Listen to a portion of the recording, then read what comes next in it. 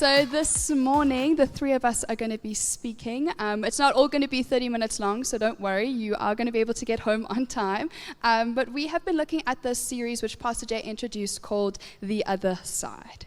And it basically is this concept that there are two sides of life that we encounter. We have this side, which is our physical reality. It's what we're living in right now. We can see it, and for the most part, we feel like we have some control as to what happens on this side and what happens in our lives. And then there's the other side, which is the spiritual realm. It's where we actually came from and where we're going to return to one day. And this side sometimes seems a bit tricky to us because it's unseen. We don't always see or know what's going on in the other side. And oftentimes it feels illogical to us because we can't control what happens on the other side. We are not in control in that space. But what I've realized is that the series is showing us on what is happening in or what is being done in the gap between these two sides. We have this side, there's this huge gap for some of us, and then there's the other side. So we're looking at what is happening in the gap. And we've been challenged and encouraged to stretch our faith so we can close the gap between these two sides. And this morning, the three of us are going to look at different circumstances where people were called to narrow the gap between this side and the other side. Now, I'm a teacher, and often the students in my class are a little bit surprised by what they hear me say, just because I'm from a slightly different generation to a lot of the other teachers that they encounter. So often in my class, you'll hear me saying things like vibes, or it's giving, or that's fire. And if you have no idea what I'm saying, please come and chat to me. I can explain it all to you in the courtyard later, don't worry. The one I do want to focus on is the phrase, that's fire. So simply put, this phrase means when something is impactful, when there's something impactful. I'll give you a scenario. For example, if Pastor Jay is up here on the stage, he's busy preaching a word, he says something and it resonates with me, my response would be, that's fire. So you're welcome to use that at any point in my message if you feel the Holy Spirit touching you. Thank you, come on. What I think is so funny is there's quite a couple of us who use this phrase, or we say, oh, it's fire, that's fire. We say it a lot, but what's interesting is I don't know if any of us who do use it have recognized what it actually means to have fire in our lives. What is the impact of fire in our lives? Because when we say that phrase, oftentimes the reason we're saying it is because it's made us think about something differently, right? It gives us a new perspective. But for something to really be fire in our lives, it needs to do more than that. It needs to grow and make us want to change how we live. And the three guys I'm going to speak to you about this morning were probably young adults like me. I did some research with Pastor Jay's help, so I can confidently say that. And they experienced a moment where the phrase, in fact, multiple moments, where the phrase, that's fire, became something that not just changed their lives, but changed a whole reality for a nation at that time. So the title of my message, if you're taking notes, is The Fire in Between. The three men that I am talking about are known as Hananiah, Mishael, and Azariah. However, most of you probably know them by their Babylonian names, which is Shadrach, Meshach, and Abednego. There we go, I've got some more nods, so we know who those guys are. If you don't know who they are, I'm going to give you a little bit of context. So in the Bible, we have different books. One of those books is 2 Kings. And in 2 Kings chapter 24, there's a group of people called the Babylonians, and they are trying to rule the world. They are really wanting to just be the most powerful group of people. And so in this book in Kings, they launch one of their first attacks on Jerusalem, which is a city where the Israelites live. And the way that the Babylonians would work is they wanted to get rid of and remove any sense of unity that people would have. So what they would do is they would go and attack multiple different cities. Then they would take one group of people that they attacked and they would move them to a different city. Then the next city they attacked, they would move those people to another city. So they kept moving people to a place that was unfamiliar to them because they felt if they could take people into exile, put them in a place where they were uncomfortable, that then they wouldn't be unified as a group of people.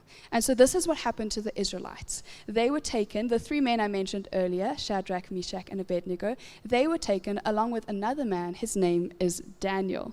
And I'm not going to focus on him as much, but these 4 men actually came from the bloodline of David, who was one of Israel's greatest kings. And they went on this journey into going to Babylon, and I think we can see some similarities between their journey to Babylon and our journey with our walk in our faith. The first thing I noticed from this is actually that I think Babylon represents this side, our physical reality, because it's not our home. So Babylon is the physical reality because it's not our home.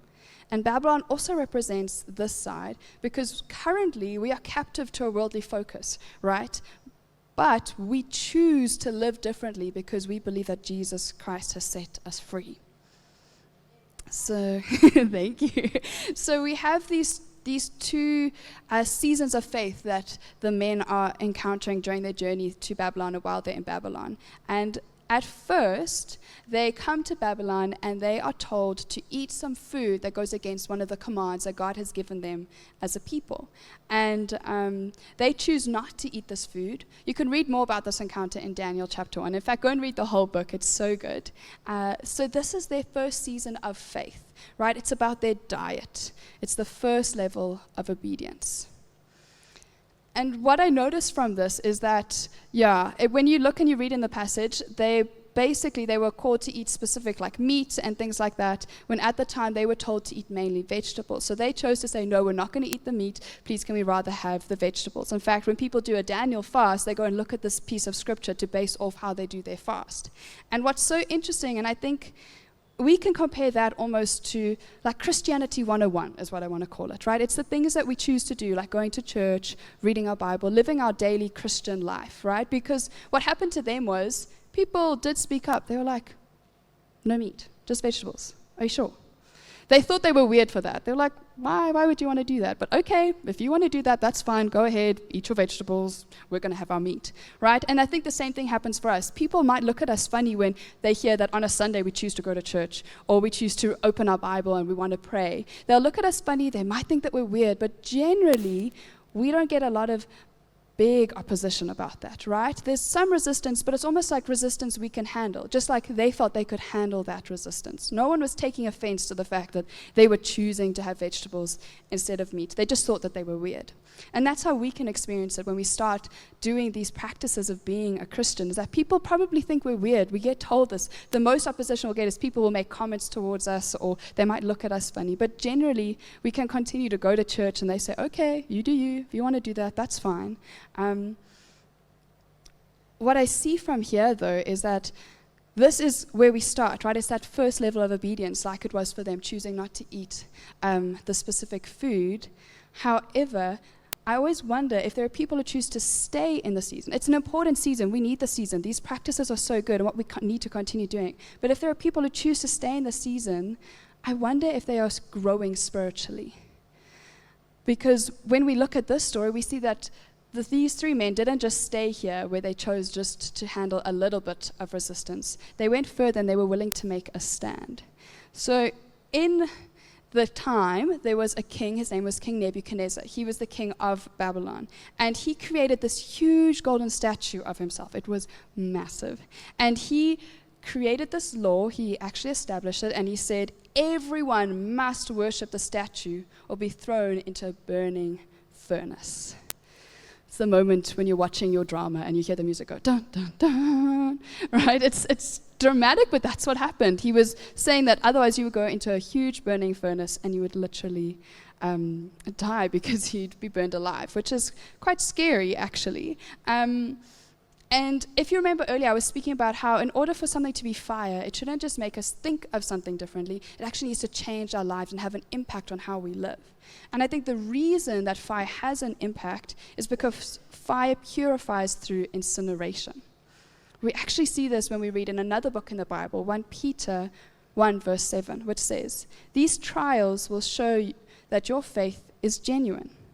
It is being tested as fire tests and purifies gold," right? It purifies it because it incinerates it. "Though your faith is far more precious than mere gold."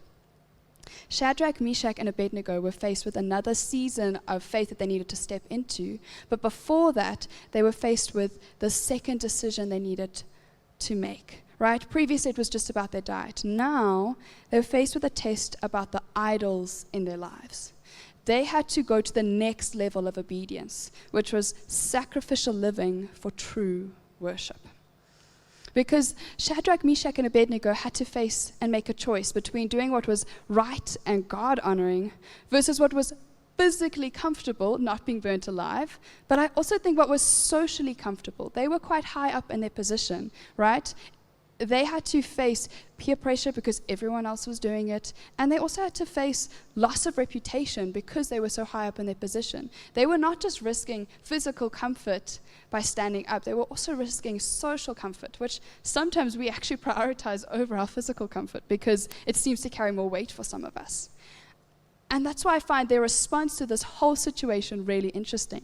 In Daniel chapter 3, verse 17, it says, "If we are thrown into the blazing furnace, the God whom we serve is able to save us. He will rescue us from your power, your majesty. But even if he doesn't, we want to make it clear to you, your majesty, that we will never serve your gods or worship the gold statue you have set up." It's crazy, right? It feels like we're watching a movie, listening to a drama being played out. It's really crazy. But the two things I noticed from this response is, firstly, this response is full of believing God's power, right? They recognize and respect the king. They call him your majesty, but they recognize that there was a higher power. God's power was stronger. They said, he is able to save us. The second thing I noticed is that they had a response with an understanding of the importance of submitting to God over prioritizing their comfort, right? They said, even if he doesn't save us, we are not willing to sacrifice our physical comfort or our social comfort to worship someone who is not God. They said, we will be thrown into that fire.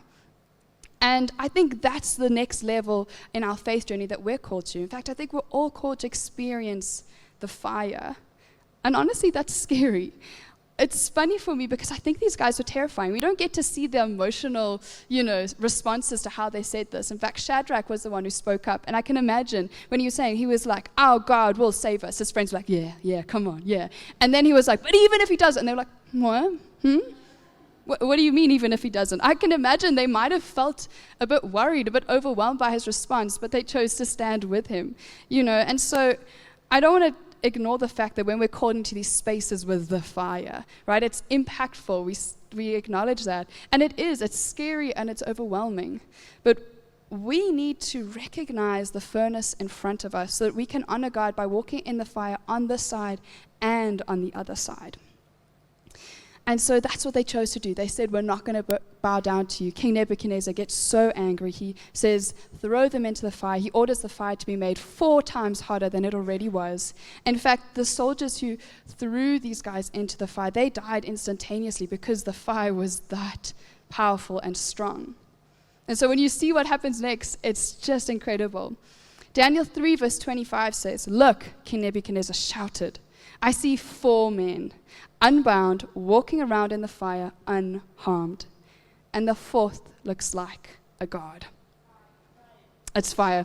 That's all you can say it is. It's fire. And I'm going to encourage you, go and read the rest of Daniel, because you're going to see how the impact of this fire purifying those 3 men, yes, it led to them having a testimony of shining their light for God, but more than that, it literally changed a law for the whole nation of Babylon living at that time.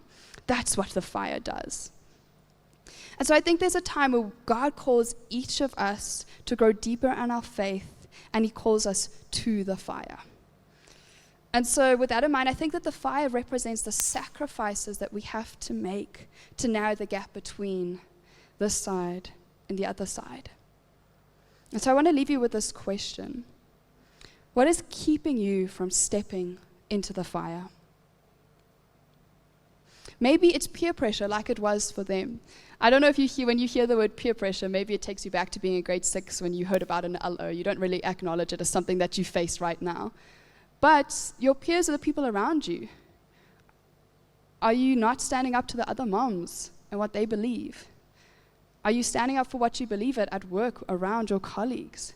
Peer pressure doesn't just affect the teenagers, it affects each and every single one of us, because there are always people around us that are telling us to do something that we know God has not called us to do. Maybe it's the fear of losing friends. being cancelled. That's such a huge thing right now, having everyone turn their back on you because you weren't being politically correct. It's a tricky one to navigate, but you got to consider it. Is that stopping you from stepping into the fire, going to that next level of growing your faith? Maybe it's breaking trust in a relationship that means a lot to you, but you know is holding you back from encountering God in a new way. Maybe it's losing a job or getting bad grades at school. Whatever it is, we need to stop and take a note and recognize what is keeping me from stepping into the fire. Thank you for listening to me this morning. Thank you. All right, I'm now going to welcome up Milani. Before he gets up on stage, I just want to honor him. He has got such an amazing heart for just telling people about Jesus, regardless of where he is. And he really takes the time to listen to people and care for people. And so I really do believe that what he's got to say to you is going to be amazing. Can we just stand and welcome him up on stage?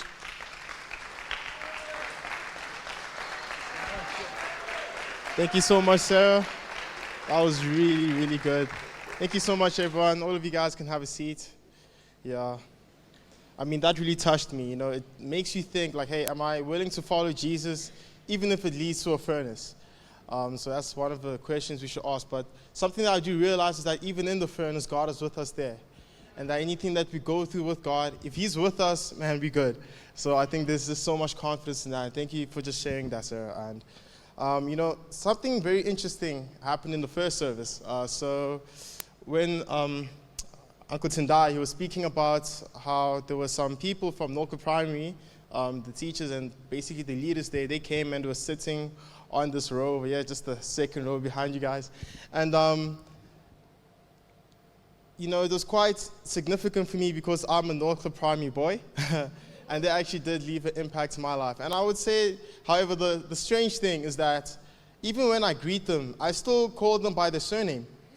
I'm out of school, so I find it quite weird to be like, hey, yo, I still call him Mr. Clifford, not Justice. I feel a bit weird, so I don't know if there's anybody who can relate, but that's definitely me. I don't know if I'm the only crazy one here, but that's been my experience. So it was really cool seeing them, and it just brought a lot of reminiscences about my childhood.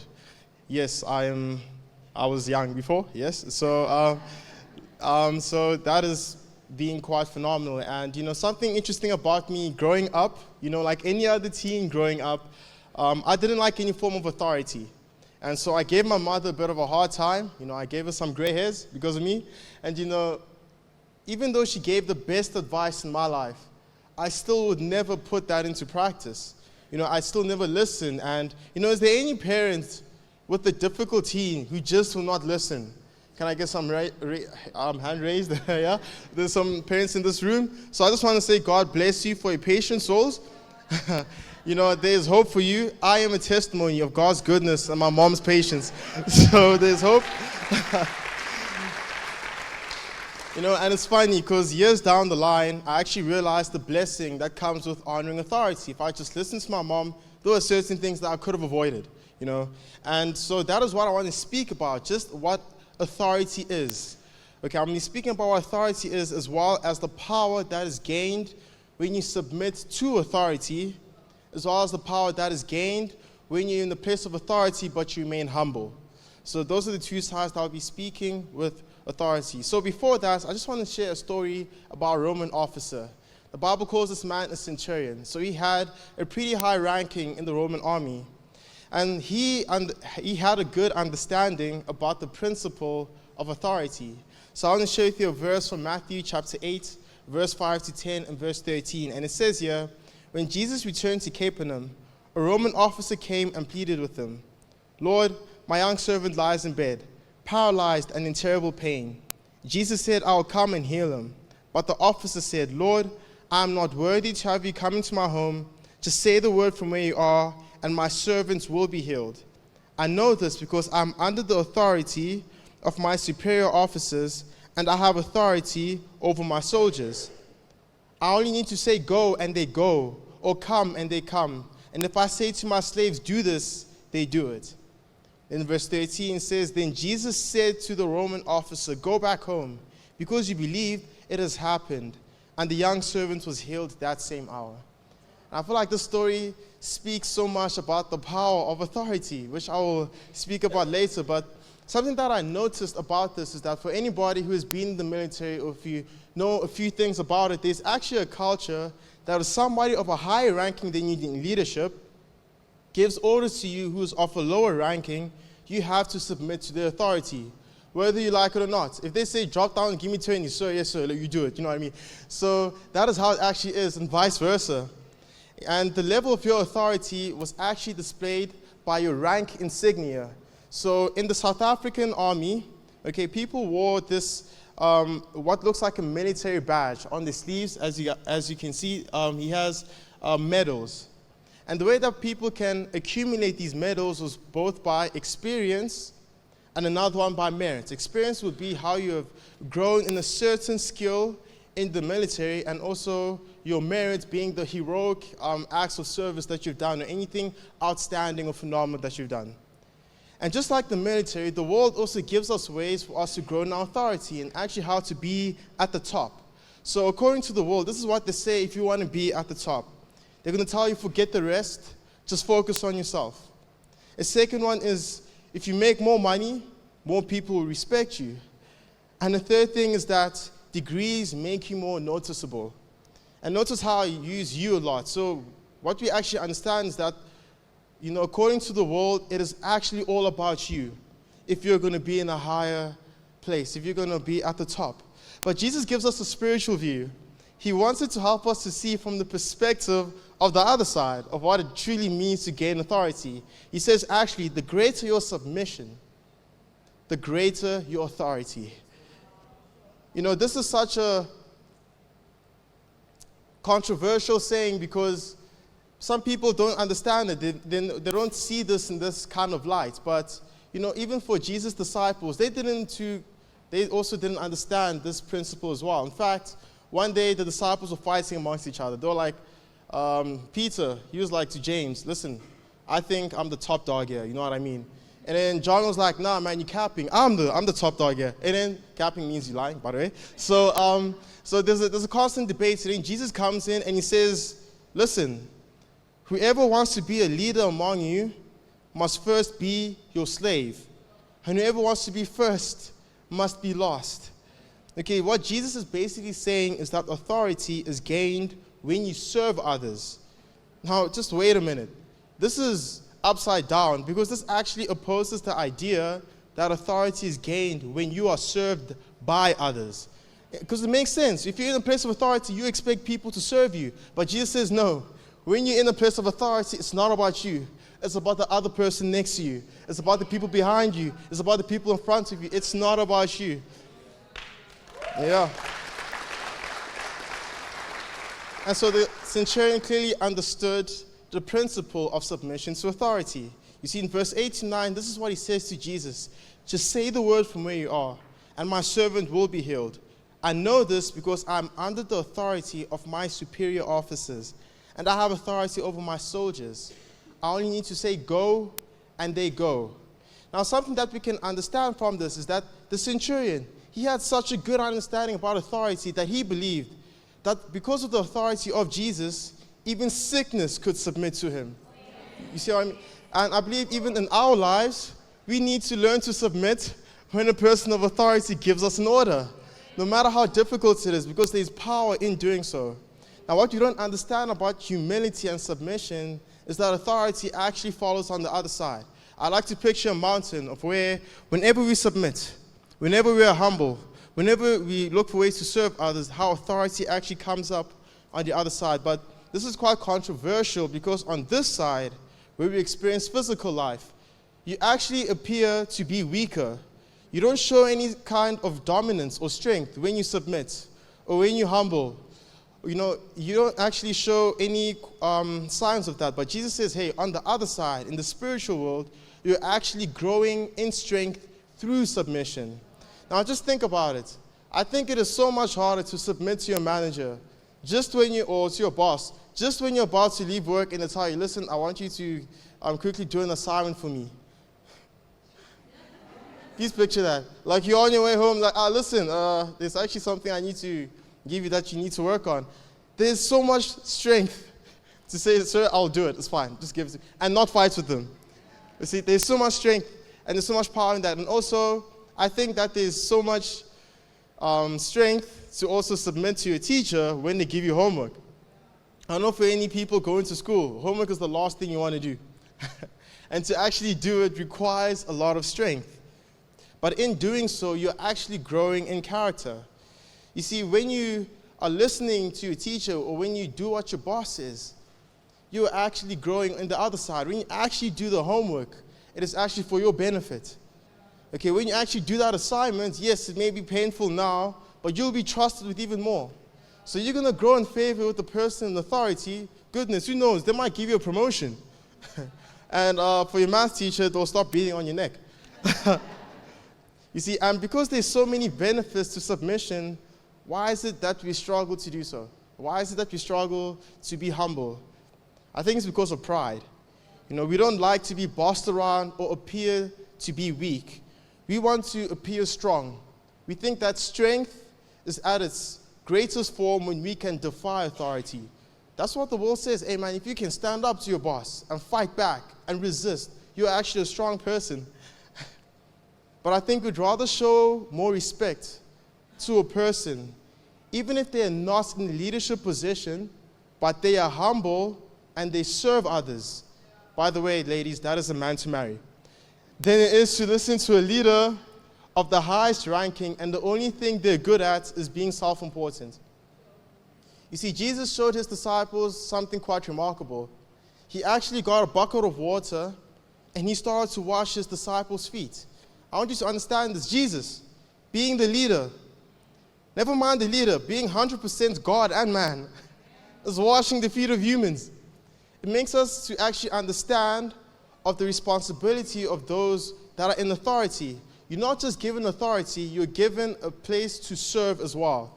That's why it's not just leadership. We call it servant leadership. You see, a true leader, they go out the way to serve others. You know, they do what others would not do, and they're not entitled to their position. They know when to humble themselves and do the stuff that other people wouldn't do. You see, gaining real authority and respect is not about the ranking of your position, but it is of the virtue of your character. You see, submission makes you mature, and humble people are attractive. Proverbs 18 verse 12 puts it like this: before a downfall, the heart is haughty, but humility precedes honor. Now, what we can take from this verse is that pride comes before a fall, and humility comes before honor. So for those who want to grow in authority, there's a verse on James chapter 4, verse 10. And this is what he says. He says that those who humble themselves before the Lord, God will lift that person up in honor.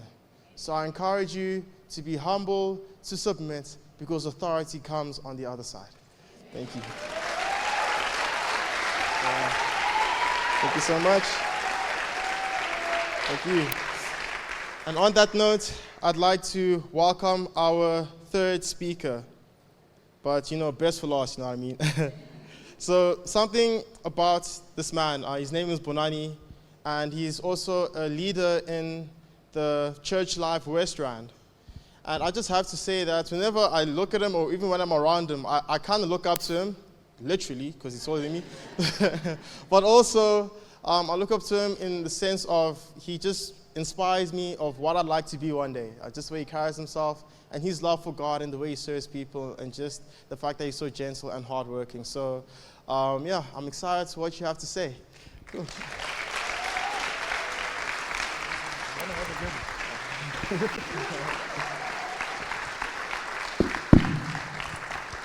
Thank you so much, Milani. Thank you guys for the honor to be able to come to you this morning, all the way from the West. Like what Tendai was saying, we are the fruits of your guys' giving. You guys have given so faithfully. That's why we're able to just grow and be the next generation. Thank you so much, ChurchAlive North. And also, I'd like to, today's also a special moment, apart from also being a Northcliffe Primary student who I was with this morning. My parents are here for the first time. They're going to be watching me. speak.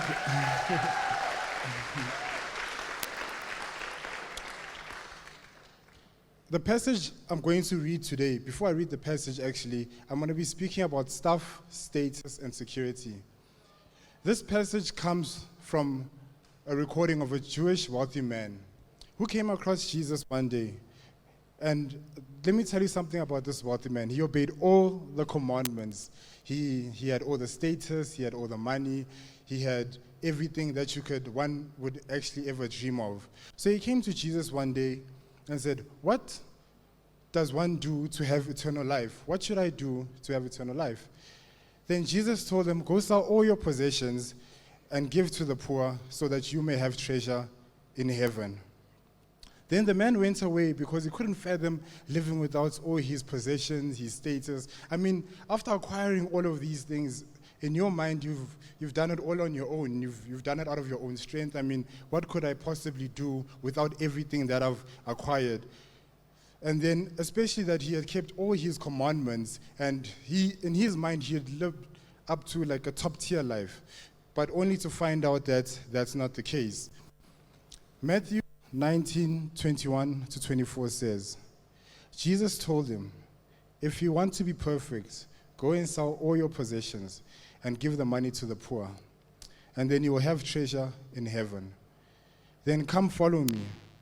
But when the young man heard this, he went away sad, for he had many possessions. Jesus then said to his disciples, "I tell you the truth, it is very hard for a rich person to enter the kingdom of heaven. I'll say it again. It is easier for the camel to go through the eye of the needle than for a rich person to inherit the kingdom of God." When I was reading this verse, I was having a self-introspection of my life, and I realized why the wealthy man left Jesus. I mean, when things are going well in life, having the nice car, the nice house, having status, pride, you've been promoted, and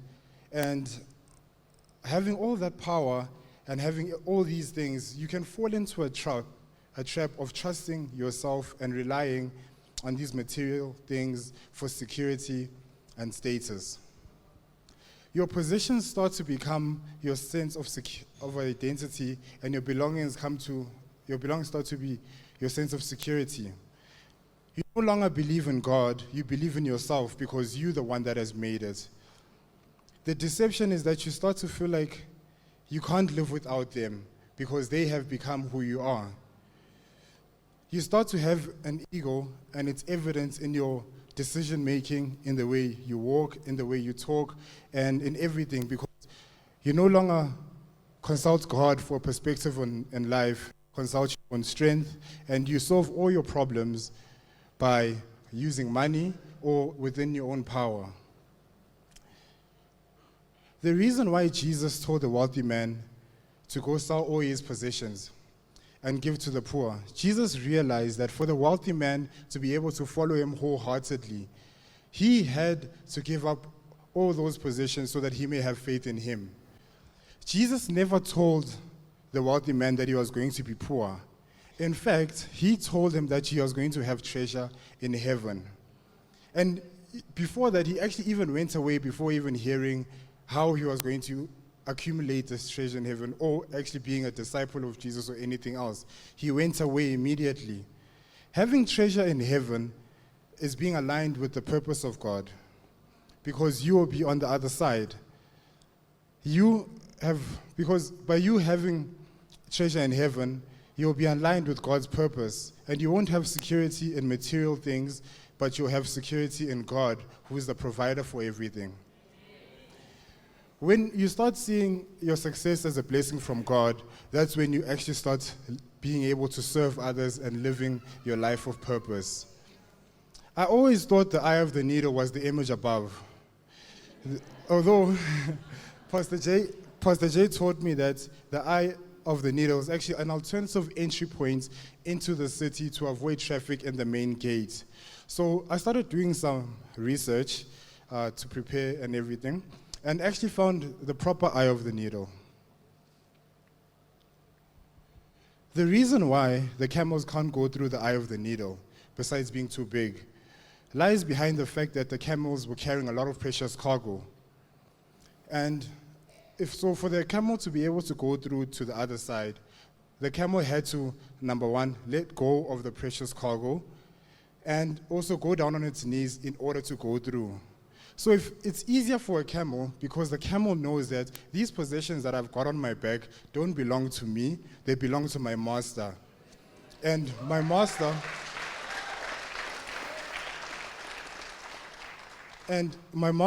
is the one that blessed me with them. He's the one that put them on my back, and he will take care of me even after I go through.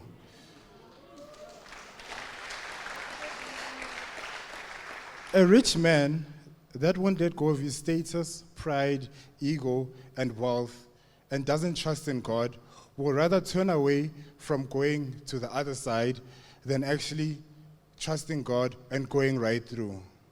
Don't allow your wealth, status, power, or yourself separate you from being aligned with the purpose of God. Imagine what story we would be reading today if this wealthy man decided, you know what, I'm going to do exactly what Jesus said and abide to authority, like what Milani was telling us just before me, and be one of Jesus' disciples. He was going to be one of the first apostles. Maybe the church wouldn't have struggled with money today, just the thoughts. As we've been learning, we are physical beings having a spiritual experience. We are physical beings. We are not physical beings having a spiritual experience.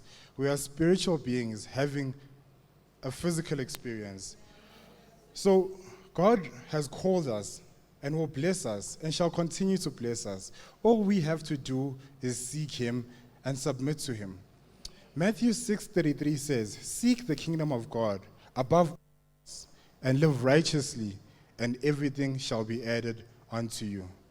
Just have faith, be attentive to the other side, and everything else shall be added to you. Thank you so much.